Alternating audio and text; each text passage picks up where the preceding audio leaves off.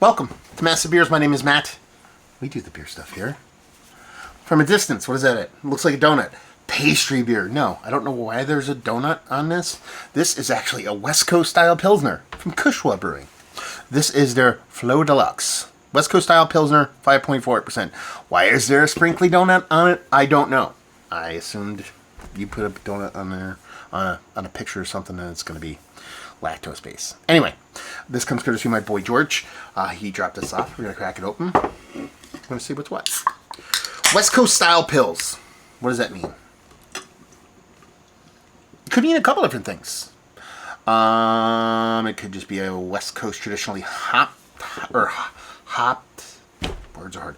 It could be traditional West Coast style hops in a Pilsner. Oh, dirty glass mouth here because I suck. It could be like an homage to People. Firestone Walker is known for that. I would. That's a riff on Italian pills, but maybe they're riffing on that, and that's West Coast. I don't know. I will say this though. I like the label, even though it doesn't make any sense. I can get down with it. Beer wise, I mean, you get that level of clarity from craft. We're doing pretty good. Soft, snow goalie-like carbonation, crystal clear, straw-like color. Looks all the part of what Pilsner ought to be. Let's get those. Okay. Yeah. So, we're West Coast IPA hops in a Pilsner is what we're dealing with here. Because I'm getting ranky dank, resin ranky dank on it. So it's meeting somewhere between like a piney resinness and a little bit of beast or weediness. And this kind of bright, kind of sweet, kind of maltiness. It smells something a bit above what you get from a typical base kind of Pilsner malt, but it's really hard to dig into it because I am getting like a filthy rank kind of hoppiness off it. I'm not going to lie to you. I'm here for it. I dig it. ABV wise, did I call that out yet? It says brewed with Amarillo, Mosaic, and Citra hops. So that Amarillo's putting in the work, son. 5.4%. Let's just dive in. Cheers, y'all.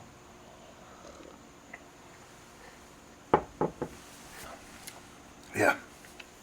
This has way more to do with a West Coast Pale Ale than it does a Pilsner.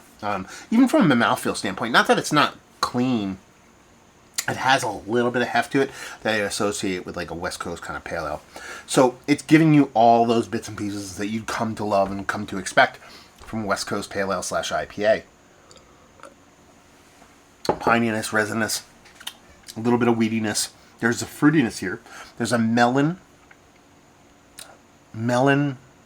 something else I can't put my finger on. Not pineapple, melon. It's very much melon leaning in the tropical fruit realm. Definitely way under that bitterness, that rankiness, that dankiness. And it's got a nice sweetness to it. Again, like I said, it comes off. It's crisper and I don't want to say cleaner because that would be an offense to Sierra Nevada Pale Ale, but it has that kind of think of that hop scheduling just a little bit less, and then think of that malt base a little bit less, and then just that little bit of snappiness that you get with a lager. It's kind of floating in that realm. The Citra and Mosaic in here, was it Mosaic too? Yeah, Citra and Mosaic bring a little bit of fruitiness that you're going to get outside of what you typically get from like Sierra Nevada Pale Ale, but this is really, really, really good. Where's Cushwa out of? Williamsport, Maryland. So you have a Maryland brewery making a West Coast style Pilsner with a donut on it. Makes all the sense. I mean, this beer makes more sense than any other sense. Anyway, I think this is actually super effing delicious. Like, super delicious. It's getting me right where I want it to be. Is it the most Americanized, snappy, crispy boy lager? No, there's a bit of heft to it, but it drinks clean. It drinks like a lager, so it brings you that drinkability to the table, even though it does have decent kind of maltiness to it.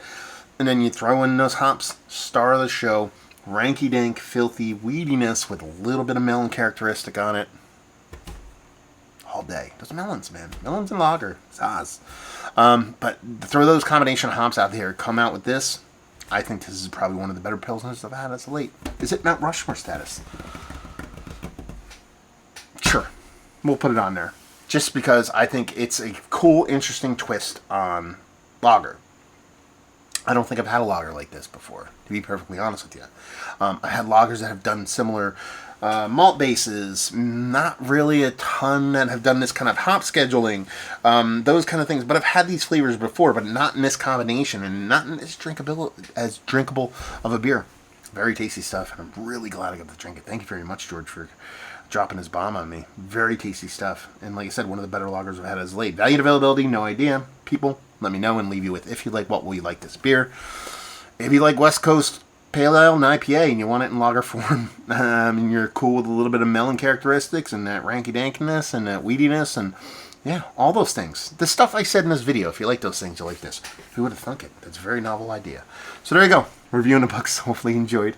Cushwa. Have you been to the brewery? Have you had their beers? Have you had this beer? Curious about your thoughts. What's your favorite Cushwa beer? I think I've reviewed one or two before, but I couldn't tell you which one's my favorite because it's been few and far between the ones I've had. Anyway, all that fun stuff down there. Hopefully you all enjoyed the review. Hopefully you're enjoying a little bit of West Coast donut pills. Hope to see you next time. Cheers.